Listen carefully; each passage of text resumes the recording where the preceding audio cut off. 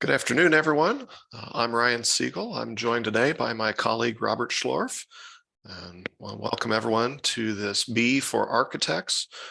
Today, looking at the Illinois Base Energy Code, Chicago Energy Transformation Code, and in particular, the Illinois Stretch Energy Code. For those of you who may not seen some of the previous sessions, would recommend you go back and take a look at those following today's session. Those covered very specifically on the Illinois Base Energy Code and the Chicago Energy Transformation Code. Today's session is being recorded. This recording, along with the slides, will be posted to our website following today's session. Also following today's session, everyone will receive an email with the certificate here within about a week or so. For those of you, if you do have questions as we go along, please do use the Q&A function such that we are able to better keep track of and answer those questions as they go along. If you do post questions in the chat, we may or may not catch those. So again, we do recommend people use the Q&A window for any questions that you may have. We are joined by two other folks today. From the AIA Illinois, Eric Klinner, and from the Illinois Green Alliance, Brian Imus, in partnership with these two organizations, is part of what today's session is being brought to you by. So with that, I'll let Eric give a few words here before we get started. Great. Thank you, Ryan and Robert. We appreciate being a part of this again. Welcome everyone to the third installment of the series Building Energy Education. We're excited to offer this series again in conjunction with the Smart Energy Design Assistance Center and in partnership with the Illinois Green Alliance. We look forward to another successful program today. Thank you. Thank you, Eric. And Brian, would you like to say a few words before we get started? Sure. Appreciate it, Ryan.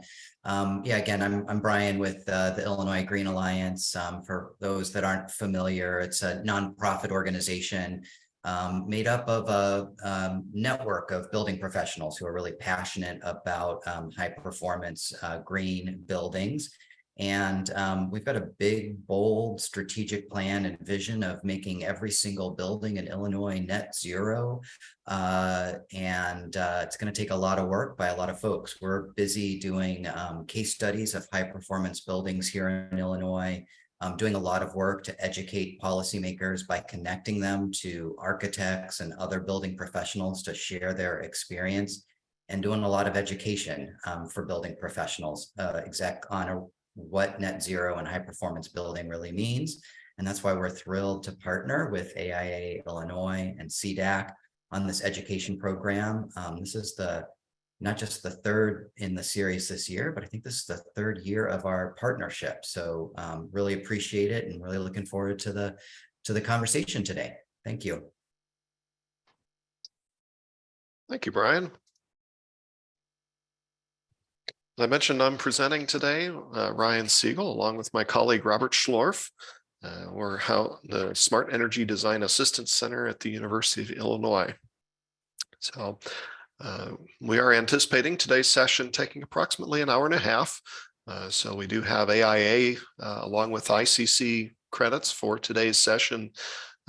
Again, everyone who is participating today will receive a certificate participation in their email here within the next week or so. So be sure that you are looking for that. I'm going to be primarily focusing today on the Illinois Stretch Code. Some of that is understanding how those relate to the base code and some of these improvements and the benefits of using the stretch code, be it either just for your client or if you are working in a jurisdiction that may be adopting the Illinois stretch code as it becomes available. So with that, just a real brief background about who we are. The Smart Energy Design Assistance Center, as mentioned, we are an applied research program housed at the University of Illinois at Urbana-Champaign. And our primary mission is to reduce the energy footprint of Illinois and beyond. And so our energy education is one of the ways that we look to do that and accomplish that mission, along with assisting buildings and communities in their striving to be more energy efficient and more sustainable and resilient going forward as well. So, as mentioned, today is the last of the Building Energy Education for Architects partnership with CDAC AIA Illinois, along with the Illinois Green Alliance. So, for those of you, this is also our final online education session for this fiscal year. So we do have one final presentation coming up here. So if you guys may like to see us in person, you may register for that. It's coming up next month, June 13th in DuPage County. So for those of you who may be interested, again, this will be focused on the upcoming Illinois Base Code for 2021, IECC. So do register for that. That is the final event in our Energy Code training program for the year. For those of you who may have some ideas as far as what you may like to see from the as upcoming sessions for the new year, starting July 1, feel free to reach out to us, energycode@illinois.edu, and let us know what topics may be of particular interest for our Energy Code training program for you. We do have a technical support assistance line. So if you do have questions as you are going through building design or project review regarding the Energy Code, feel free to reach out to us. Again, energycode@illinois.edu. We do have an 800 number. So if you do have a real quick question or just trying to find a particular table value, you can reach out to us at our 800 number, 1-800-214-7954. We do recommend people, if you do have questions, particularly if you would like a written response, go ahead and use our email address, energycode@illinois.edu. We do have several online resources on our webpage, smartenergy.illinois.edu/energy-code.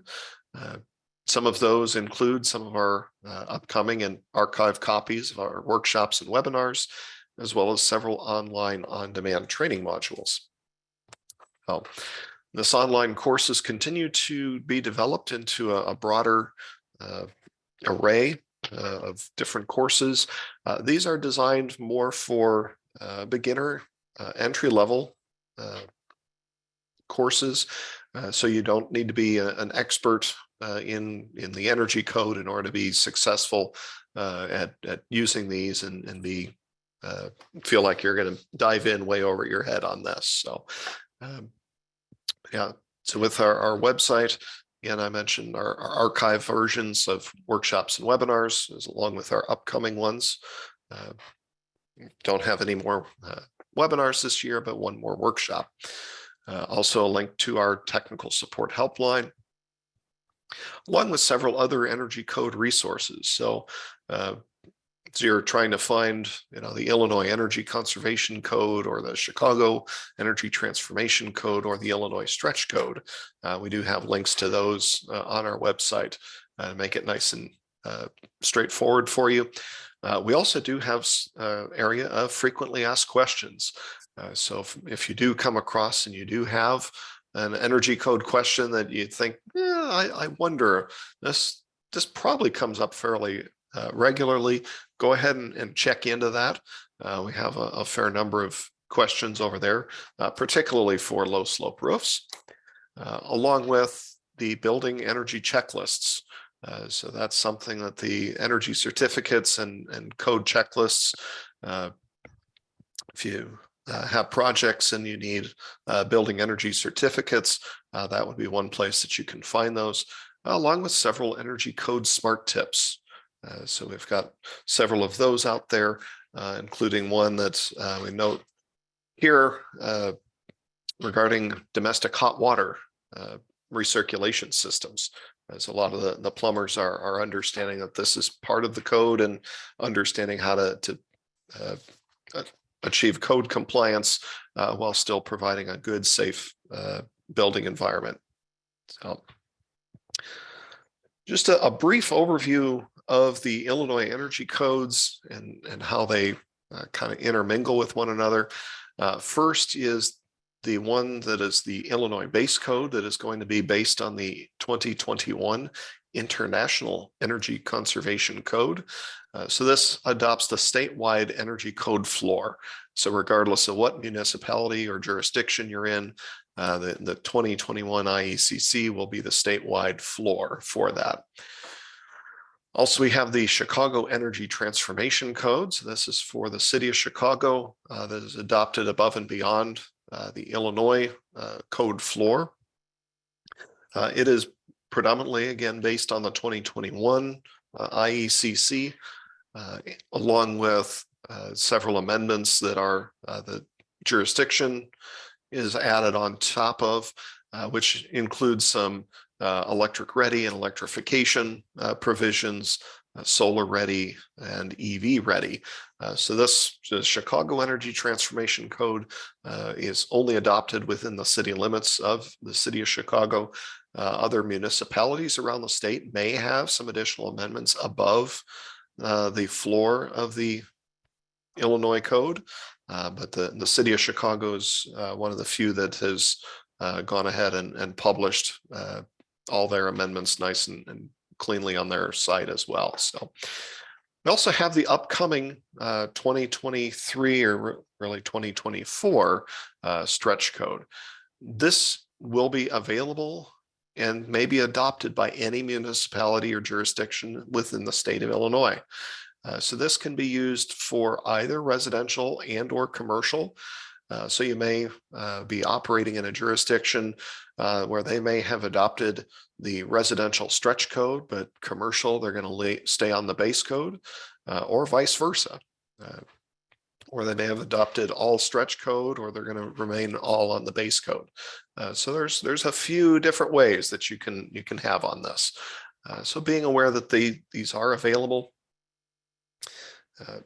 As far as the adoption timeline, the 2022 Illinois Energy Conservation Code, presently based on where it is in its process, we are anticipating enforcement of this beginning late summer of 2023, perhaps sometime around September 1st, but this has been a moving target date. Originally, this was supposed to be available and enforced as of June 2022. So we're running a little bit behind on that, but it is continuing to make its way through the process. And so that will be for any of your projects, you should be anticipating we are going to be moving to the 2021 IECC later this year from the 2018 version. City of Chicago, they had kind of projected and proceeded with their Chicago Energy Transformation Code. So that began enforcement as of November 1st. So permits beginning November 1st, 2020. I believe that's 2022 would be the adoption date on that. So for those of you who do have City of Chicago projects, you should be already on that. As far as the Illinois stretch code, this is planned to be available in written form July 31st, 2023, and planned for adoptability by December 31st, 2023. So that would be for permits being issued beginning January 1st of 2024. As far as right now, the second comment period just closed this week for on May 15th. So it has gone through a first iteration, first public comment period, and a first draft following the comment period. Now that we have closed the second comment period, we're going to begin the revisions based on those comments, such that we can hit this July 31st mark to continue forward. Now, something that we will touch on a little bit later, Robert will talk a little bit later about, is this may get pushed back a little bit from the original January 1st, 2024 timeframe, because they want to make sure the plan is to allow the 2024 International Energy Conservation Code to be published first, and then the Illinois Stretch Code to be made available shortly thereafter. So initially we are looking at or targeting January 1st, 2024 for enforcement, but this may get delayed just a little bit. So just being aware as you're working through some projects. Something that we briefly mentioned is understanding adoption and enforcement. So jurisdictions may adopt the stretch code as of December 31st. However, projects may use it at any point in time. So even if projects are not within a jurisdiction that has adopted a stretch code, the owners and you as architects and design professionals, you can use these stretch codes and design to that standard even before that. Well, a little bit about where this code came from. The Illinois Transition Act, also known as CEJA, required the state to develop a stretch code for jurisdictions to adopt, or they can remain on the base code. A reason for this is there has been some more interest from municipalities and jurisdictions wanting to go above and beyond base code, and rather than having each individual jurisdiction add amendments to their own, and so then you end up with 30 or 40 different versions of a code. This is kind of trying to streamline this and make it such that there can be much more consistency around the state, such that, am I in a stretch jurisdiction or am I in a base jurisdiction? Rather than necessarily having to go through, okay, for each jurisdiction, what are your amendments? What are your amendments? What are your amendments? Local jurisdictions may still have amendments, but this allows them much more streamlined method for implementation of this to perhaps limit the need for having specialized local amendments. The Illinois Stretch Code is a step code. So this has predictable improvements over time, unlike with a base code or any of the model codes that have sporadic improvements over time. So you can't necessarily predict or project, with any code version, how much better is this one going to be versus the last one. So the Illinois Stretch Code, being a step code, has these predictable steps. This is very similar to Canada. British Columbia, Canada, for their province, they had adopted a step building code several years ago. And so that contractors can understand and predict and project where the codes are going to be headed. And it allows for, because we understand how much improvement we're going to be needing over time, it allows contractors time and flexibility to try some new things and understand how they can build better buildings over time too. So something to be aware of is this stretch code is based on energy use intensity or energy use index. This is a little different. Several of these you may be familiar with a lot of the performance models that use cost basis. So this is a little different. And the stretch code, since they're targeting these energy use intensities, this is going to vary based on your building type, how much the performance would actually have to be, but it's the same percentage over time. So obviously a restaurant is going to still use more energy than an office building.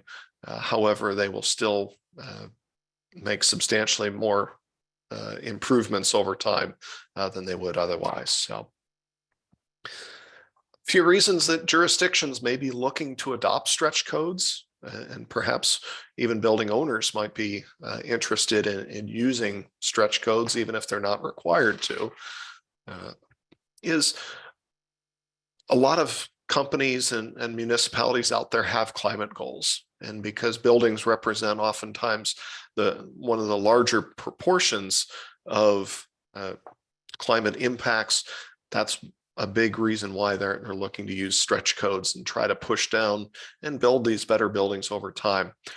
They've also been finding that better buildings are much more resilient. So in the event of loss of utilities, which fortunately in the state of Illinois, at least for the investor-owned utilities, we've had very little in the way of supply disruption, but we understand that as things continue to change, that may also be changing. So making sure that the buildings are able to respond as changes happen. Also, reducing operational expenses for new and renovated buildings. Cheaper buildings, oftentimes buildings that are cheaper to operate, oftentimes can have higher resale value, along with, I can afford to continue to operate this building for an extended period of time. So you may have longer life buildings as well. I kind of alluded to earlier, as buildings and designers move towards better designs and understanding that there is a desire to continue to move forward and build better energy efficient buildings, that can lead to improved designs and provide a little bit of a competitive edge. As you understand how to build a better building, even if you're working outside the state of Illinois, you're able to offer a better building to your clients too. And also having this single stretch code or the single sort of modeled stretch code can simplify this compliance and reduce some of these design costs rather than having to custom make every little thing and adjust to each little jurisdiction's, municipalities, individual tweaks, trying to have a little bit more cohesive nature such that they can be used better. Also, some of the stretch code is testing some of these energy code requirements. So being able to test some new features and functionalities and seeing what may work out well and what we may struggle with. So as far as how these predictable improvements over time, so here we see in the table what our goals going forward. So these code years, the enforcement would be the year following what's stated here. So we've got a 2023 target where commercial needs to be 40% better. For those of you who may be unfamiliar with the performance methods and performance metrics, this was something that has gone back a few code cycles, is rather than trying to change the baseline each time we update the code cycle, they wanted to use a single baseline and then just have so you can move your performance improvement off of a single baseline. Rather than trying to say, well, okay, so how much better was the 2018 than the 2021, or how much better was the 2018 from the 2015? They just said, we're just going to start from the 2006 and figure out how much better than that we want to get. So that's kind of where this 2006 baseline comes from. So in this first iteration, wanting to do 40% better for commercial buildings and 50% better in residential. And as we see, as that goes out, those percentages ratchet up. And so by 2031 or 2032, we're now looking at 61% improvement for commercial buildings and a 75% improvement for residential. So these are some notable targets here. Something else I should mention here is these targets do not include any renewables. So whatever your performance target is, this is looking to hit that with a good building first, And then if you would like to add your renewables, you can do that as well. So again, the goal here is we want to build a better building first and then add our renewables. So start a poll question here. So our first question for the poll is a client allowed to use a future stretch code version for their projects? Yes or no? And number two, when does CEJA allow jurisdictions to begin enforcement of an Illinois stretch code? Is it August 1st of this year, January 1st of next year, August 1st of next year, or January 1st of 2025?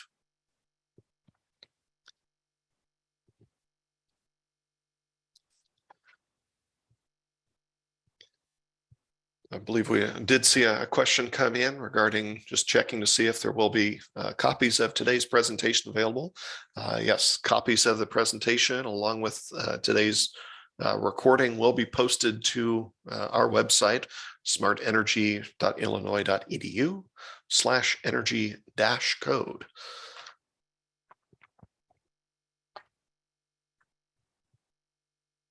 Not sure if there's any other questions that people may have as far as the stretch code. I realize some of this adoption can be a little bit challenging here.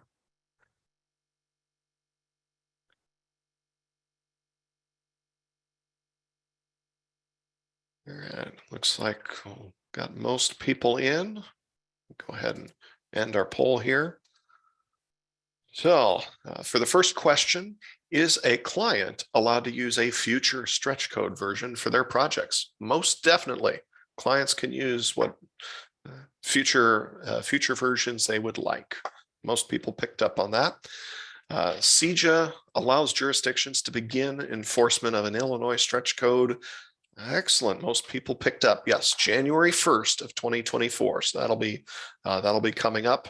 This is again, this target is based on the passage of CEJA, and this may be slightly delayed to enable the 2024 code version to be published. So excellent. And with that, turn over to my colleague, Robert, talk about some of the commercial stretch code. All right, thank you, Ryan. Yes, we will dive in here into the some of the details for the commercial stretch code provisions that are included in the current draft.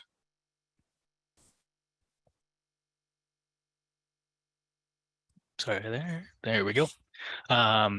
So as Ryan was just saying, the commercial or the stretch code, the Illinois stretch code, the basis of that, the current working basis is the 2024 IECC. And the stretch code will include additional amendments on top of that. And as Ryan was just mentioning, and just to reiterate here again, that the stretch code itself may be delayed just a little bit in order for the 2024 IECC to come out in full, so that the language between the two codes can be coordinated between the two of them, just to make sure that there's no changes as that 2024 IECC draft continues to be developed. So what are the additional requirements that are being added on top of that base IECC code? Well, the first thing, there are two additional compliance path options. One of those is FIAS, or Passive House Certification. The second compliance path option that's been added is the Appendix CC, which is the zero code appendix. We'll touch on those two here in just a little bit. The next thing here is that for ASHRAE 90.1 2022 compliance path, that path is still valid within the stretch code draft at the moment. Just as with the base code, you can choose to go through the IEC path or the ASHRAE 90.1 path. What this is talking about here is that the codes are being IECC and 90.1 both have to follow the same requirements, and so there is language within the stretch code to make sure that even if you do take the ASHRAE 90.1 path, that you will also have to comply with the additional amendments that are being added on top of the 2024 IECC base code. And then next, there is an optional all-electric appendix for adoption if desired. So what this is saying here is that there is a optional appendix that would require electrification in buildings, or at least in certain buildings, and that appendix is available for adoption by jurisdictions if they choose to adopt it, but it is not a required part of the 2023 or 2024 stretch code base. What is involved in the stretch code base code is electric ready provisions. So if you are in a jurisdiction, or if you are designing a project that is following the base stretch code, electric ready provisions are mandatory. Electrification of the building will only be mandatory if the local jurisdiction adopts the optional appendix, or if your client chooses to go that route. So this is just an optional appendix, allowing jurisdictions to decide if they want to enforce full electrification or just electric ready provisions. There are also provisions that incentivize heat pump installations and heat pump use. Now, this is both in new and existing buildings. We'll get into those distinctions in a little while, but the stretch code really is trying to push and incentivize heat pump installations, as heat pumps are really quite cost effective and efficient in terms of the technology available today. And probably represents some of the highest efficient available technology that we can use in buildings today.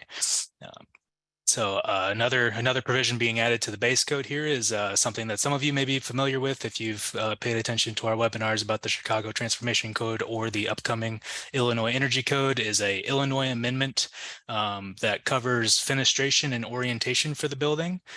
So what orientations is the fenestration facing, and what efficiency or what performance that fenestration must have. There's also, as Ryan mentioned a little bit earlier, the performance path within the code has been updated to use an EUI basis, so an energy use intensity basis, rather than utility cost. We'll touch on that a little bit more later as well. And then another amendment that may be familiar to those who are familiar with the Chicago Code or the upcoming Illinois Energy Code is a horticultural lighting efficiency within the state of Illinois. State of Illinois amendment has revised horticultural lighting with slightly more stringent requirements, as well as language about in-state cannabis production facilities and required lighting efficiency within those facilities. And then lastly, we'll touch on existing building substantial improvements and what might trigger additional efficiency requirements and electrification in existing buildings and existing building additions. Oops. So to touch a little bit more on the additional compliance paths here. So first we'll talk a little bit about Appendix CC. So Appendix CC is the zero code appendix that has been added into the IECC. If you are unfamiliar with the zero code, the base idea of the zero code is to produce zero net carbon buildings. And so how the zero code approaches that is to electrify the building first, build a good energy efficient building by either following the current model code or any better code that you may choose, and then adding renewable energy to that building after that. So what the zero code has or offers is it sets EUI targets based on building type and climate zone, and then it has standardized formulas to determine how much renewable energy your project or building requires in order to reach zero. So this is an appendix that is included within the base stretch code as a compliance option. So you can choose to use this appendix to demonstrate compliance with the base stretch code, but it is not mandatory within the base stretch code. As I mentioned earlier with the optional electrification appendix, this is another appendix that most likely will be adoptable by jurisdictions if they would like to adopt this appendix. And if that is the case, then the jurisdiction would adopt this appendix, and the zero code provisions may be mandatory for that jurisdiction. And one potential reason why a jurisdiction might choose to do that is the availability of IRA funding currently from the federal government. There is a chunk of that IRA funding that is set aside for beyond code performance and getting to zero. And so if a jurisdiction was to choose to adopt this zero code appendix, it's possible that they may be able to use and benefit from some of that available IRA funding. So again, Appendix CC can be used to demonstrate compliance within the base code. It is not mandatory within the base code, but if it is adopted within a local jurisdiction, it may be mandatory. And then just to talk a little bit about Passive House certification. So Passive House is a building standard, a high performance building standard that came out of Europe. It is now both in Europe and the US and across the world. Passive House building standards focus on passive strategies to reduce heating and cooling energy. So primarily you're focusing on radiation control, which is shading of your glazing and of your building in general, air control, air sealing, thermal control, so high insulation values, and then moisture control within the home. So there's a big focus on passive strategies, high insulation, air and moisture control, and then also just interior environment conditions. So really focusing on healthy interior environments. Just a little bit to demonstrate how effective Passive House is. Obviously, this is included within the stretch code. It is also included as a compliance path within the Chicago Energy Transformation Code, and it is also slated to be included within the upcoming Illinois Energy Code. Passive House certified homes are able to use about 90% less energy than an average residence, and they can use about 75% less energy than a typical new build. So that's comparing a residential passive house to average existing residence and a typical new residential build. So touching again on the ASHRAE 90.1 compliance path. So as I said earlier, some of the additional amendments or provisions that are being added on to the base 2024 IECC, such as the horticultural lighting, the electrification ready measures for EV, solar ready, and energy storage, and then the existing building updates for additional efficiency credits, substantial improvement, mechanical system acceptance testing, duct testing, controls, and system sizing. The stretch code language is capturing all of those additional provisions and making sure that no matter which pathway you choose, if you choose to follow the IECC pathways or the ASHRAE 90.1 pathways, that those additional provisions, amendments that are listed there on the slide, that your project has to follow those as well. So it's not that you can choose to go the ICC route and follow these additional amendments, and then if you choose to go to 90.1, you don't have to follow these. That's not the case. The main point here is that the stretch code is trying to align both the IECC and 90.1 compliance paths to make sure that no matter which way you go, you're following the same main provisions. So talking a little bit here about energy storage systems. So as we continue to talk about electrification and storing energy on site at our buildings, energy storage provisions are included within the code. So some of this language may be a little bit familiar to those who have looked into the Chicago Energy Transformation Code. The requirements themselves are not all that much different from the Chicago Code itself. So all buildings must comply with either the storage capacity or the storage ready requirements. So the storage capacity requirements would be that an energy storage system must have an energy capacity of equal or greater than 1 times the PV power that's installed, or a power capacity that is greater than or equal to 0.25 times the installed PV power. And then if you choose to not install the storage system, your building must have the energy storage system ready. So you must set aside space for that system so that in the future that a energy storage system can be installed. And then in that case, you have some similar provisions there where the energy storage must be greater than or equal to the conditioned floor area of the 3 largest stories times that figure there, kilowatt hours per square foot, or power capacity of greater than or equal to conditioned floor area of the 3 largest stories times that slightly different kilowatts per square foot factor there. And one of the main things we'd like to point out here about the stretch code is that the stretch code, the language within it at the moment, is making a reference to section 1207 of the 2024 International Fire Code in terms of the spacing and safety requirements for these energy storage systems. The reason that it is referencing the 2024 International Fire Code is that many jurisdictions out there may not be up to date on the most recent fire code, and older versions of the fire code do not contain provisions or language concerned with energy storage systems. And so just in terms of us moving our buildings forward, trying to build better buildings and create the storage capacity within our buildings, we want to make sure that we are also safe while we're doing that. And so in order to do that, the stretch code is not just including the energy storage provisions, but also pointing to safety requirements that are contained within the 2024 International Fire Code. Okay, moving on to electric vehicle service equipment. So again, the actual requirements of the electrical vehicle service equipment is pretty similar. If you've looked at the Chicago Energy Transformation Code, the requirements themselves. What we're pointing out here is that the stretch code modifies section C405.14.6 of the 2024 IECC to include accessibility language for EV infrastructure requirements. And this language is, again, they're pointing to a 2024 international code. This time it's the 2024 International Building Code, section 1107. That's where they're pointing to get these accessibility requirements. And as noted there on the slide, the current Illinois Accessibility Code does not reference electric vehicle service equipment. That's why they are pointing to the most recent 2024 International Building Code in order to capture that language. So again, somewhat similar to the energy storage systems.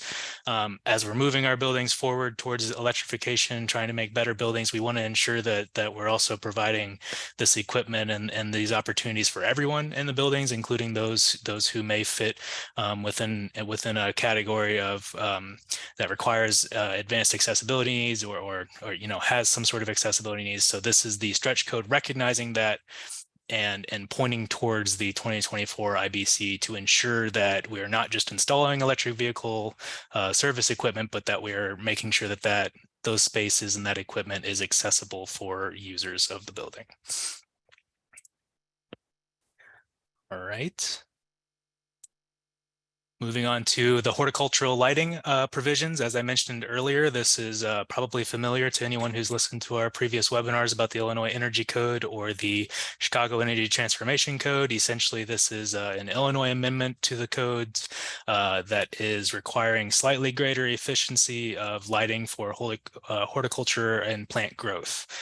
So section C405.4 of the 2024 IECC is modified to include the Illinois photosynthetic photo efficacy requirements that are added to the current code cycle by amendment. So that is 1.7 micromoles per joule for your greenhouse use and 2.2 micromoles per joule for indoor horticultural lighting.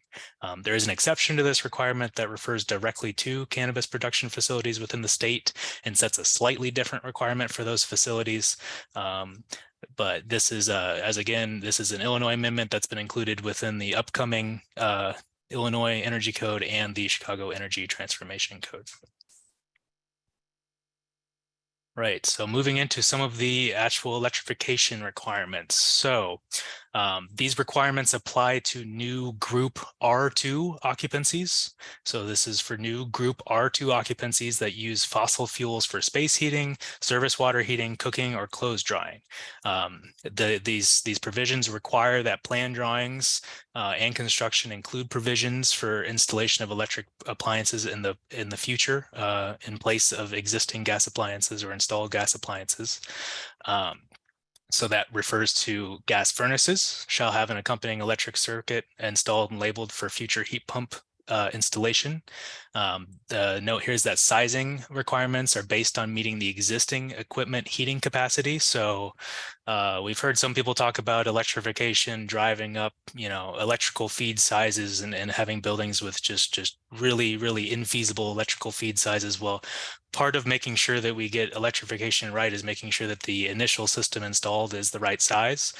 So if your initial gas furnace system is installed and is sized correctly, then a replacement electrical heat pump system should not have a significantly large electrical load or service. And another key note about that sizing that we like to point out is that when you're sizing electrical feeds for heat pump systems, sometimes we've seen drawings and projects where they're trying to provide 100% backup electric resistance heat for those units, which is not necessarily what we want to do, because that's quite a bit of electrical power that may not be necessary. What we would like to see and what we'd like to suggest is that you size that electrical load in order to provide supplemental heat to the heat pump unit, but not 100% backup heat. Part of this is that if the heat pump unit breaks, we want to know. We don't want that to be covered up by electric resistance heat, and have us, having a pretty high power bill for a while until we figure out what the actual issue is. So sizing here is very important, and it's sizing of the initial system installed that's very important in order to make sure that the electrical requirements are realistic and in line. So similarly, gas water heaters shall have an electric services installed and labeled for future electric water heating. So that'll be a 30 amp circuit. And if you're planning on a heat pump water heater, there are spatial requirements to make sure that heat pump water heater has enough volume of air around it in order to operate efficiently, since that heat pump unit is trying to take heat from the space around it and move that heat into the water. If you put it in too small of a space, it could struggle to operate at its peak efficiency. So there are spatial requirements within there if you're planning on a heat pump water heater. Okay, moving on to a few more electrification ready requirements here. So gas cooking, and this is specifically non-commercial cooking. So gas cooking equipment shall have installed and labeled circuits, 50 amp circuits for replacement units in the future. And again, just to reiterate, this is not commercial cooking units. This is residential or non-commercial kitchen use here. And the main reason for that is that restaurants and other facilities that use commercial cooking often rely on the rapid cooking that's available from gas appliances, and serving these larger cooking loads with electrical service, may be infeasible. So we're aiming at the gas cooking loads that we can easily electrify. And then gas clothes dryers also need a 30 amp circuit installed for residential dryers to be able to transition to electric or heat pump dryers. And then non-residential dryers shall have reserved raceway and panel space for a same capacity or similar capacity as the existing gas units. Okay, moving on here. So heat pump incentivization. So section C406.1.1 is modified to require C406.2, more efficient HVAC equipment performance to achieve additional efficiency credits. So this is saying that you must follow the HVAC equipment performance additional efficiency credit there. The important thing here is that buildings that are low energy per C402.1.1 and buildings where there is greater than 50% of peak space or water heating is served by heat pumps shall obtain 10 credits to comply with C406. And then the next point here is that all other buildings, so that is buildings that are not considered low energy or are not served by heat pumps, must obtain 15 credits through section C406.2. So essentially this is rewarding designers and projects that employ heat pumps, recognizing that heat pumps have much greater efficiency and use much lower energy over their lifespan. And then so projects that do not employ heat pumps have a little bit of a higher efficiency level that they must meet there. And it's about a 3% additional efficiency that projects not using heat pumps must meet. So as Ryan mentioned earlier, There is an amendment added that will add a new appendix CF to the base stretch code. And this is used to convert ASHRAE 90.1 appendix G performance compliance from energy cost intensity to an energy use intensity. Ryan talked a little bit about this earlier. One of the main reasons why this has made its way into the stretch code is that based on the language within the CEJA legislation, that language establishes the performance of the stretch code based on an energy index or energy site energy use. So the CEJA legislation language actually uses site energy index or site energy use to establish the performance of the stretch code. And so this will apply to the performance pathways in both the IECC pathways and the ASHRAE 90.1 pathways. So this is really switching all of the stretch code basis from cost basis to an energy use basis, as Ryan was talking about earlier. Okay. So moving on here, talking a little bit about existing buildings. So you may be asking, so if I have an existing building project, what threshold or what needs to happen to kick in additional efficiency requirements? Well, so the stretch code has added a couple definitions to take care of this. The first definition that they've added is replacement cost. So replacement cost is defined within the base stretch code as the cost to replace the entire building at current market rates. So that is the cost to replace the building as it is today, no improvements, just replace the building that is there. That is replacement cost. And then substantial improvement. What is a substantial improvement? The base code defines a substantial improvement as any repair, reconstruction, alteration, addition, or other improvement that exceeds 50% of the building replacement cost. And now this is specifically for the commercial requirements within the stretch code. Ryan will talk a little bit later about the residential requirements. They're just a little bit different from these, but the key point here is that there's two new definitions added within the code: replacement cost and substantial improvement, to help you define the threshold that may kick in additional requirements. There is an exception to this provision here, these requirements for minimum repair projects to correct life safety code violations and alterations to historic structures, such as facade replacements or any other projects on a historic structure, as long as the historic structure remains keeps its historic designation. So that's the exceptions there to this provision. Talking a little bit more about existing building substantial improvements. So existing buildings that do meet the substantial improvement definition, the projects for existing buildings that do meet that definition, shall comply with section C402.5, which is air sealing, and section C405.17, which is the additional electric infrastructure provisions that I covered just a little bit ago. And then they must also meet the site EUI per ASHRAE 100 table 7-2A, which we've shown off to the side there. So if your existing building project meets the substantial improvement definition, you need to meet the requirements for air sealing, the requirements for additional electric infrastructure, and you need to meet the stated EUI within that table there from ASHRAE 100. There is an exception for group R occupancies that achieve an ERI score of 80 or less without on-site renewables for each dwelling.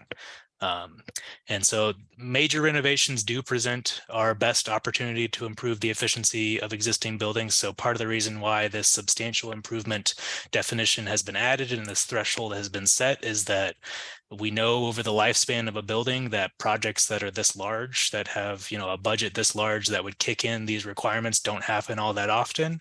And so since they don't happen all that often, when they do happen, that represents an opportunity for us to go ahead and improve the efficiency of the building while also performing a good amount of significant other work. And so the substantial improvement definition has been added in there to recognize that when we're doing significant amount of work on an existing building, it does make sense to go ahead and do what we can to make that building more efficient at the same time. Okay. Moving on to existing building additions efficiency credits here. So section C 502.3.7 added additions section of the IECC. Additions shall comply with section C 406.2, which is HVAC performance, and section C 406.3, which is reduced lighting power, to achieve equal or greater than 75% of the required efficiency credits from table C 406.1.1 based on climate zone and occupancy group. There are some exceptions to this requirement here. Groups, utility, miscellaneous, storage, factory, and high hazard facilities are exempted. Additions that are less than 1,000 square feet and less than 50% of the existing floor area are exempted. Additions that do not require addition or replacement of domestic hot water or HVAC equipment. Additions without conditioned space. Where the addition alone or the addition plus the existing building comply with C407, which is the performance path compliance option. And then where 50% of peak heating plus domestic hot water load is served by heat pumps. So that exception there, that very last exception, if your existing building is primarily served by heat pumps, instead of meeting the equal or greater to 75% of the required efficiency credits, you only need to meet 50% of the efficiency credits. So again, this is aligning with the heat pump incentive I talked about a little bit earlier. This is the heat pump incentive aimed at existing buildings and existing building additions rather than new construction. But again, the code, the base code is recognizing, or the base stretch code here is recognizing that heat pumps are a very efficient technology. And if you use that technology, you don't need to get quite as many efficiency credits. Okay. Lastly, here in the commercial section, talking a little bit more about the fenestration and orientation amendment that has been added. So again, some of this may be familiar to anyone who's listened to us before. This is included within the Illinois Base Energy Code as well as the Chicago Energy Transformation Code. And essentially what this requirement boils down to is buildings that have more east and west glazing than north and south glazing have to, the glazing on the east and west side needs to be a little bit better performing in order to compensate for the high heat gains that we see on the east and west sides of a building in the morning and the afternoon. So there are two ways to meet this requirement. You can either make sure that the total east and west facing fenestration shall be less than 25% of fenestration area each, following those formulas there, or you can use the second formula, which basically works out as east and west glazing needs to have a solar heat gain coefficient that is 20% less than those stated in table C 402.5. There is an exception to these requirements that if your building or project 75% of the east and west fenestration is shaded by permanent structures or topography, then you don't need to meet the provisions of this requirement, as those windows at that point are not receiving the solar heat gain that this provision is aiming at reducing. Okay, I believe we now have our next poll question.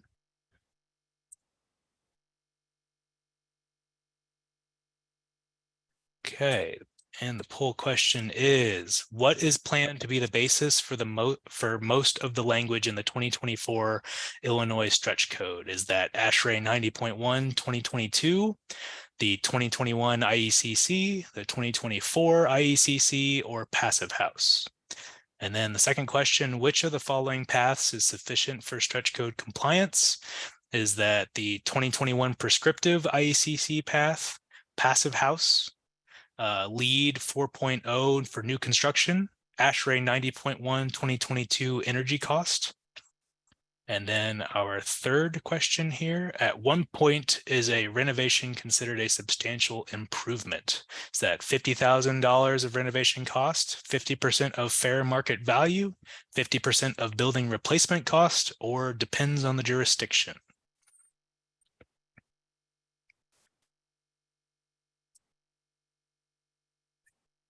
Doesn't look like we've had any questions come in at the moment. If you do have any questions, feel free to go ahead and put them into the Q&A.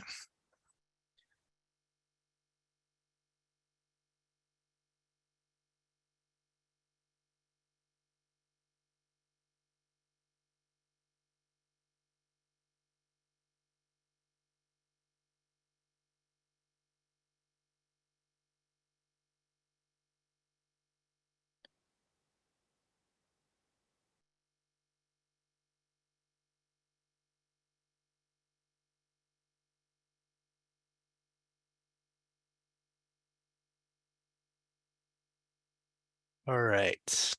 It looks like we've got most answers in here. So for the first question, what is planned to be the basis of most of the language in the 2024 Illinois Stretch Code? It looks like a good chunk of you got that question right here, that it would be the 2024 Illinois Energy or the International Energy Conservation Code. So again, the basis for the 2024 Illinois Stretch Code is the 2024 IECC with additional amendments. And then question 2 here, which of the following paths is sufficient for stretch code compliance? That one was fairly close, but it does look like the winning answer has the most votes there. So that would be passive house certification is the option there that is the correct answer. And then for the third question, at what point is a renovation considered a substantial improvement? Is it 50% renovation cost, 50% of fair market value, 50% of building replacement cost, or depends on the jurisdiction? It looks like pretty much everybody got that one right, that substantial improvement is defined as 50% of building replacement cost. All right. And at that, I will hand it back over to Ryan to talk about the residential stretch code provisions. Thank you. So looking at the residential, you'll definitely see a little bit of overlap between the residential and commercial. So for the upcoming residential stretch code here, it's a little different. This is going to be based on the 2021 IECC with substantial amendments and additions from the 2024 IECC, along with some more amendments. Part of this is the commercial provisions within the 2024 IECC were easily within the met the threshold set forth in CEJA, whereas the 2024 IECC would not meet the residential stretch thresholds. So as such, they're going to start from the 2021 and then amend it from there. So that is a major difference between the two. So for residential, again, we can still use PHIUS as well as PHI, which is Passive House Institute. That's the international standard. That is perhaps a misconception out there, is when people think of or see passive house, they assume that means residential. Passive house, commercial and residential are both able to meet passive house certification. It originally did start as a residential standard, but has grown not only to include multiple climate zones from its initial start from a single climate zone and residential only. Now it has multiple climate zones and covers both residential and commercial. Also can use Appendix RC and Zero Energy Appendix. So again, very similar to the commercial side. Appendix RC and that Zero Energy Appendix. Again, this would be potentially available for jurisdictions to adopt.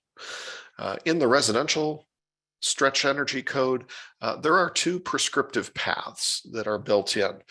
So because we're using a 2021 standard, I looked and said, well, we have to kind of develop what is our prescriptive path going to be for the stretch code. So either you're following the 2021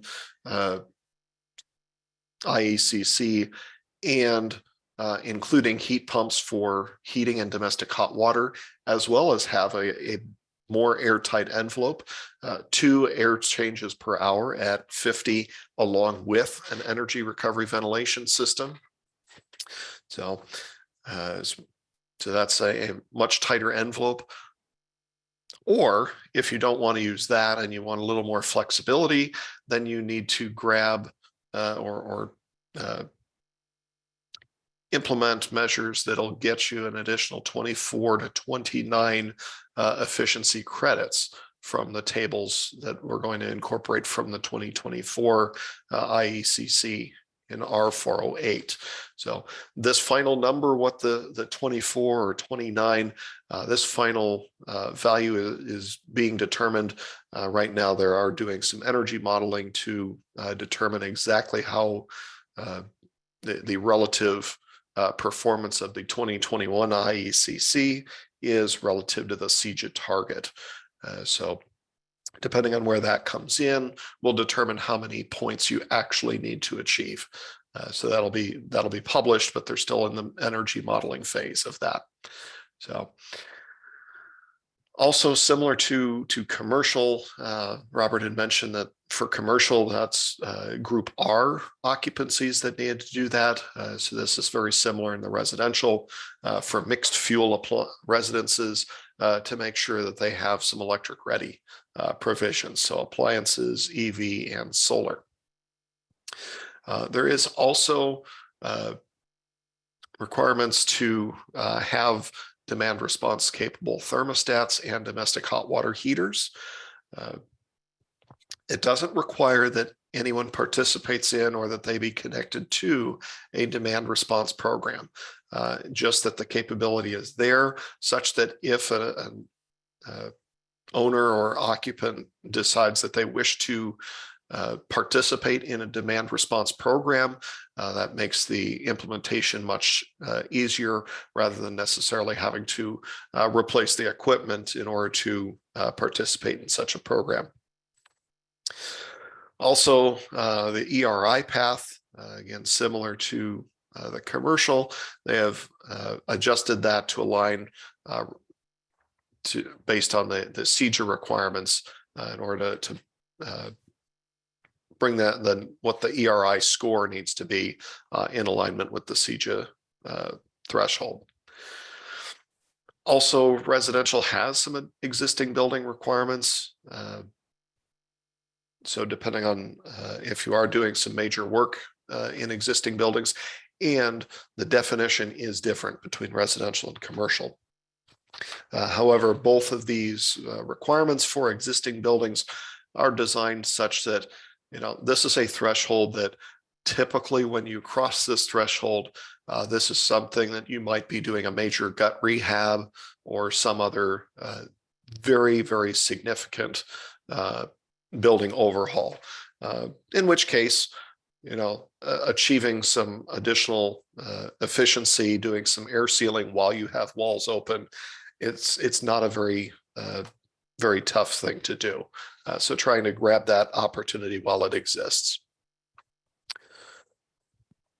So with our alternative compliance paths, so if you are doing FEIS, that's all the compliance you need to do for either the base code or the stretch code.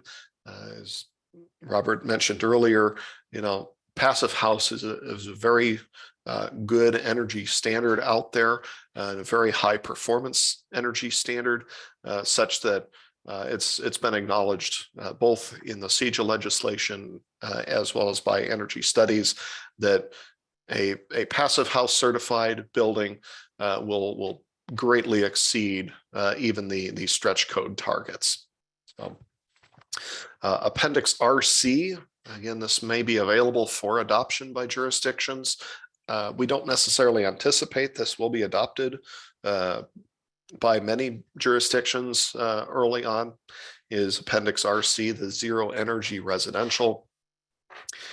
And also have removed in the IECC, it references the worst envelope that you're allowed to, since it does allow for trade-offs, that the floor of the worst envelope used to be the 2009 IECC.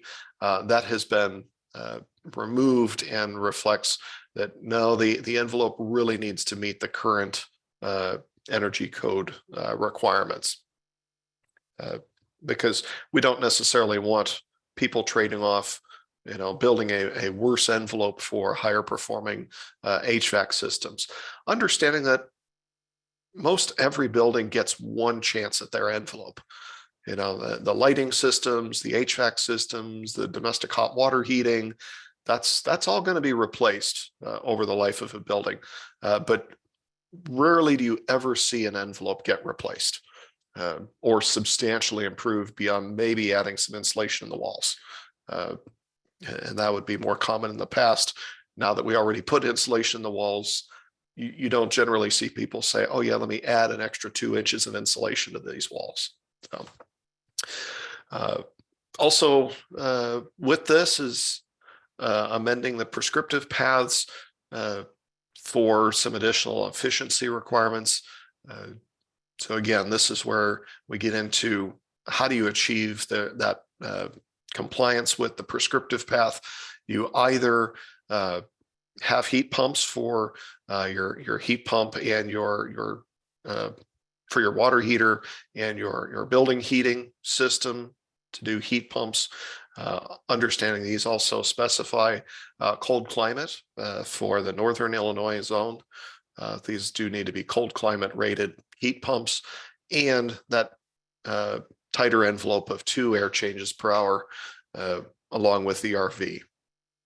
So, or if you don't wish to select that package, then you need some additional energy efficiency credits. So you kind of have 2 options there if you want to do just the prescriptive path.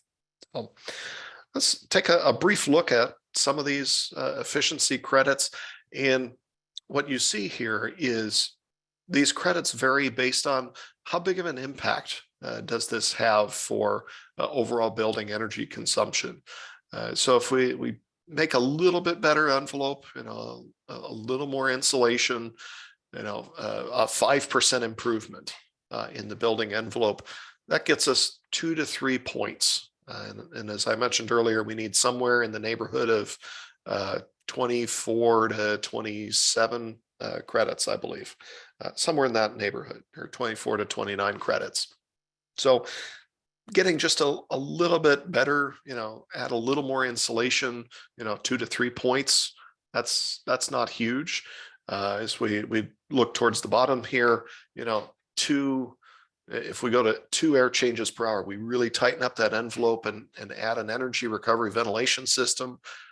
That's 10 to 13 points. So almost 5 times as much to get a little bit more airtight than to add some more insulation. So we've really seen that shift happen in energy, as the understanding is the tighter, if I build it tight and ventilate right, that goes a long way to improving a building.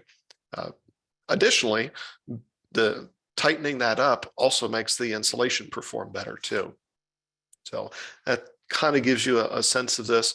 If you want to do a ground source heat pump, now that's 23 to 33 points for that. So that again makes a substantial improvement, but that oftentimes comes with a lot of cost. Tightening up a building envelope and getting 2 air changes per hour oftentimes is not very expensive to do. It's just paying attention to the details, and some of the best methods for doing that is now that lower door tests have become required, do those as early as possible in construction, such that you're able to identify and see details that are easier to detail and get right, and better constructability of things. So tightening up that building envelope is very cost effective. As far as electrification and electric vehicle ready, this is now requiring for the stretch code for 1 and 2 family dwellings, at least 1 parking space that's EV ready. Understanding that electric vehicles, they're kind of coming here, just from the aspect of they're becoming much more cost effective. Multifamily, they point over to the commercial. So if you're above 1 and 2 family dwellings, they just refer you back over to the commercial EV readiness requirements for that. Here, noting that the outlet, EV ready is an outlet, not necessarily, doesn't have to have the plug or receptacle, just the outlet. So the wires in the box is acceptable within 6 feet. So here it's showing this could be outside in the driveway. That's perfectly fine. Also understanding that we're going to size it for in EV charging, 7.2 kVA, that's 40 amp circuit, very similar to the commercial side, and providing and making sure that we've got our panel space and labeled spaces, labeled circuit breaker spaces, if we don't already have the circuit breaker there. And with this, again, noted, this is adding this and making it mandatory, even if you do performance or ERI. Again, we're trying to closely align these. So regardless of the path, it doesn't look that different. So it's not, oh, if you do this, it makes it substantially easier or substantially more difficult. We're trying to make these relatively consistent. So making sure that we're doing electric ready homes. So again, for cooking appliances, making sure we've got, here we only call for a 40 amp circuit, where I believe in the commercial, it was a 50 amp circuit. So a little difference here. Clothes dryers, a 30 amp, and water heaters, 30 amp there. So, and similarly, making sure that we do have space around this water heaters, such that we're able to do a heat pump in the future. So again, this gives homeowners and building owners an option. Some building owners are choosing to forego the gas altogether and just say, oh, we're just going to go to electric and be done with it. Others say, no, we really want to, we like our gas, we want to keep it, and that's perfectly fine. But when that home is sold to another homeowner, the next homeowner, when it's time to replace an appliance, they then have the option. You can go, you can stick with the gas and keep going, or you can change to the electric, and it's more about appliance choice rather than, oh, in order to choose that one, now I have to make a bunch of modifications to the home. So making things simple and giving people choice if they'd like it. So here noting the space heating equipment, an exterior location with a condensate drain available. So again, this is not saying we want to make sure that, because with heat pumps, you do have condensate that you have to deal with. So making sure that we have that available. Oftentimes this heat pump circuit is probably already available because you're already ran it for the air conditioner. But again, making sure that we're sizing things appropriately. Solar ready. So this is for, again, 1 and 2 family dwellings along with townhouses. So with EV ready, we just pointed for townhouses and multifamily, we just point over to commercial. Solar ready, we do keep in the residential side. So having our solar ready zone of at least 250 square feet, and making sure that we've tried to have at least 5.5 feet in one direction. The thought being, if we don't have a roof that's at least 5.5 feet in one direction, I have no room to put the solar panel on later. So making sure that we have accounted for that. For smaller buildings, rather than having 250 square feet or more, so smaller dwellings, you're allowed to have a solar ready zone of only 150 square feet. So fairly small. Obviously, we don't want them to be blocked by vents and chimneys or any other roof mounted equipment, and making sure that we've reserved space in the electrical panel along with the junction boxes for that. So as far as demand response, again, making sure that we have a thermostat that's capable of demand response. And this is some of the provisions that those thermostats have. So it may adjust set points by between 1 and 4 degrees on both the heating and cooling side, and for the demand responsive water heating. Anytime you have electric storage water heaters, between 40 and 120 gallons, input rating of 12 kW or less. So this is targeting what you consider residential style water heaters. This is not designed for large communally shared water heaters that may serve a large laundry area and several apartments altogether.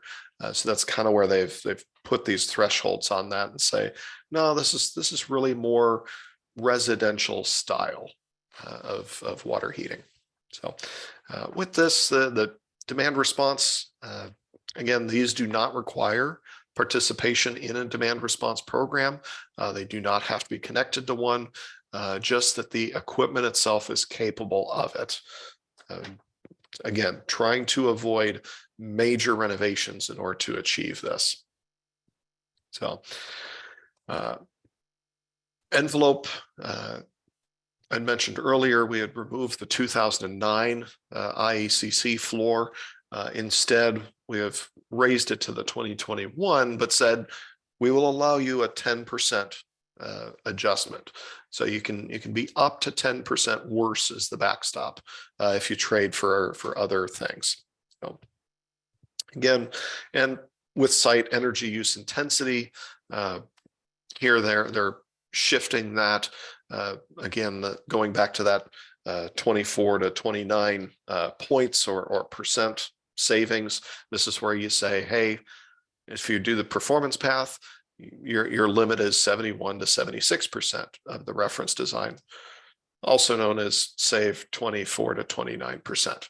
So, and also the utility cost changed to EUI, or energy use intensity. Part of this, because electricity has a very high cost penalty to it, that's why we want to look at energy use overall, instead of just saying, oh, because you're electric, you get hit with a 2 or 3x penalty on cost. This an ERI is very similar. Previously, we were talking about the simulated energy performance. So ERI, again, same backstop, 10% worse. Again, trying to keep these relatively aligned. There is a little bit of a provision here. So if you're doing an all electric home, you are allowed a slightly higher energy use, or a slightly less energy efficient home if it's all electric versus using a combustion or multi-fueled home there. Existing buildings, again, this is where a little bit different. So commercial, substantial energy alteration or a substantial improvement for the commercial side was at least 50% of replacement cost. Here on the residential side, a substantial energy alteration is 50% threshold or more of at least 2 of the following building systems: interior or exterior wall coverings, so siding, space heating or cooling input capacity, so replacing our furnace or HVAC equipment, domestic water heater capacity, or luminaires, also known as lighting. So with this, if you're going to replace at least 50% of 2 or more of those building systems, then you need to pick up 10 energy efficiency credits out of that table. So again, understanding if you're touching 2 or more of these systems, you're now making a substantial improvement to that and making it much more available. If you think about, okay, I'm going to replace my furnace and my domestic water heater, achieving 10 of energy efficiency credits is probably going to say, yes, get me a high, get me a high efficiency furnace or heating equipment, and get me a heat pump water heater, and you've probably gotten the 10 points. We can go back and check that. But so also for if you are doing lighting, then it says you do need to have at least 2 credits, one of which being high efficacy lighting. So this is a little bit higher, 90 lumens per watt for a lamp or 55 lumens per watt for a fixture. So yeah, and if you're touching something, just go to, give me high performance, and you're probably there anyway. But check the table just to be sure. So again, for additions and alterations of duct systems. Previously, this would have been exempt, but now for the stretch code, they're saying, you know, if you're going to be altering the duct systems or adding an addition, let's go ahead and do the duct testing for that. You know, let's verify that we aren't connecting to a crazy leaky system and try to improve and patch that up. So, and with that, you know, if you are doing major duct alterations, then we do want to set a floor. You know, we want to achieve a duct leakage of no greater than 12 CFM per 100 square foot of area. If you consider the typical thresholds otherwise of 3 to 4, and even if all the ducts are in the condition space of 8, so you know, we're saying existing systems, we are acknowledging they may be leaky, but saying 12, that gives me a lot of wiggle room in here, and saying, okay, we want to make sure that we're achieving at least 12. You know, we've tightened it to at least 12 CFM if we're going to relocate more than 25% of the registers. We're relocating at least 25% of the duct for that. So here it does kind of come back in with, you know, we're going to exclude, if all the duct is within the thermal envelope, we'll go ahead and exclude that for alterations. So you don't have to test that, or you don't have to meet that 12 for inside. So, with that, all electric. So here's another one very similar to the commercial side. You know, jurisdictions may adopt the all electric appendix. So check with your local jurisdiction as far as if you've got a project coming up, because now you have, are you on the base code? Are you on the stretch code? Have you adopted a zero energy appendix? Have you adopted an all electric appendix? So with this, it's going to be a little bit of a challenge, but just checking through, here's the 4 questions that you need to understand and ask the jurisdiction so you understand where that is. So for all electric appendix, basically saying no combustion equipment. So we're gonna be going to heat pumps for that, which, you know, that's it. That is what it is. With that, there is an allowance for supplemental gas heating. If kind of going back to what Robert said earlier about having the electric supplemental heating for heat pumps, is we want to make sure that heating is supplemental for when a heat pump can't meet the loads. Understanding that even cold climate heat pumps, you know, their output will degrade as you get very, very cold temperatures. You know, we're talking somewhere -5 degrees or 5 degrees, you know, somewhere there, and colder, we may begin to lose capacity. And so we might need a little bit of supplemental to just boost that little extra that we're losing on the capacity side. So this would be similar on you can have your gas furnace, but we need to make sure that gas furnace is limited just to providing supplemental heat and not your primary heat. So with that, we've got one more poll question here. All right. So question 1, are all electric appliances required in the base Illinois stretch code? Yes or no? And the second question, what are the 2 prescriptive additional efficiency measures in the Illinois stretch code? Is it LED lighting and heat pump domestic hot water, a 2 ACH envelope and a heat pump HVAC, approximately 27 points from tables in R406, or geothermal HVAC and LED lighting?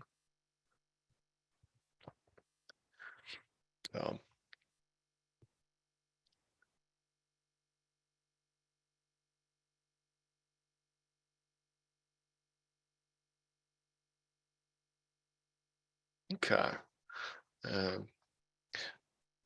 Do have a question that's come in. So a little bit difficult to, little tricky to answer. So I will recommend that you go ahead and drop us an email, and we can perhaps help people if you are finding. We understand that this is this is definitely a challenging topic, particularly as things are a little bit in flux. But we're happy to help walk you through a lot of these. And part of this is understanding some of the benefits to the client. You know, obviously we'd like to talk about cost because that's hard money, and we all understand that. But oftentimes the biggest thing in here, the biggest benefits of a lot of these stretch codes and things of this nature is the comfort improvements and the resilience. That was something where I was seeing a video a builder had put out the other day and mentioned, you know, down in Texas and lost the power. And he looked at it and said, you know, okay, I think ended up having to rely on a couple of space heaters. The house wasn't finished yet, but with 2 space heaters was able to maintain the home with two space heaters off a backup generator, and was able to keep the home comfortable all throughout the power outage. And that was during an extended period. So that's something that, while we like to talk about, you know, cost savings and that, what we are finding is oftentimes the difference between average and you know, an average built home and a good performing home, there's very little cost impact to that. Because oftentimes I pay attention to the air sealing details. I've spent a little bit more to get a better envelope, and I ended up with a smaller HVAC system. So, with that, let's see here. Are all electric appliances required in the base Illinois stretch code? No, they are not required as part of the base. Jurisdictions may have adopted the all electric appendix, but the base allows for multi-fueled. Second question, what are the 2 prescriptive additional efficiency measures in the Illinois stretch code? A little bit of confusion on this one. So the 2 prescriptive path measures is either a 2 ACH envelope with heat pumps, or roughly 27 points from the tables. So those are kind of your 2 prescriptive paths. You can still do performance, but those are the 2 prescriptive options of that. So how was that? So with that, let's see here. I do have another question that came in.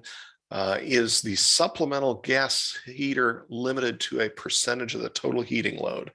I would have to double check that. I don't know that they put a specific percentage limit on there.